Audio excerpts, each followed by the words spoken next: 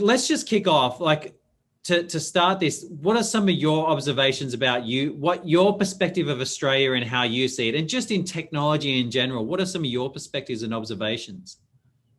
Yeah, look, great question, because I think whenever I'm down in Oz and I'm talking with startups and accelerators and VCs, sometimes you get the perception that people think that Australia is not keeping pace with the rest of the world and whatnot, and the data that we have shows that's complete garbage.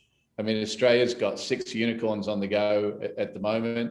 It's building, most of the new business starts. Australia has a fantastic number of business starts every year. I think net about 250,000 companies start up. And it's really interesting. If you look at the number of small businesses in Australia, it's roughly about 1 in 10 Australians are managing a small business. And that's almost identical to what you see in the UK or America or other parts of the world. So it's not surprising that we're actually producing unicorns at an almost similar rate to those guys. And when I say similar rate, actually, I'm going to just share my screen real quickly here, because I think you know that I have a particular interest in making sure that countries are properly represented.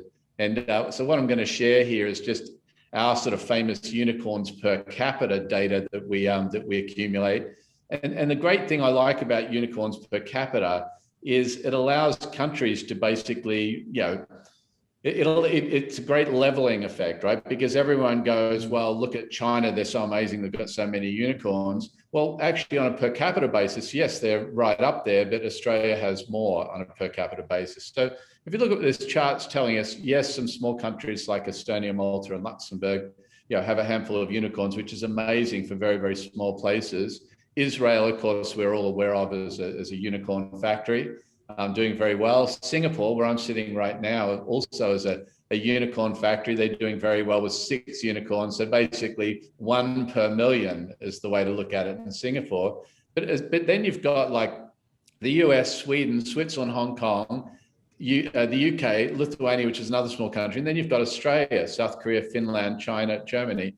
So I think the point I'm trying to get across here is that Australia is producing some fantastic startups and some fantastic companies that are creating enormous amounts of value. So just wanted to get that point across, just as a way of thinking about thinking about the startup community in Australia. And all of these companies, none of these are in the traditional places where Australia's sort of focused, like in agriculture or mining. In fact, I just did a quick look this morning. I think only about 4.5% of startups are in the areas of agriculture, forestry, fisheries, mining, etc. So that means 95% of startups are now in the area of services or medical or other things.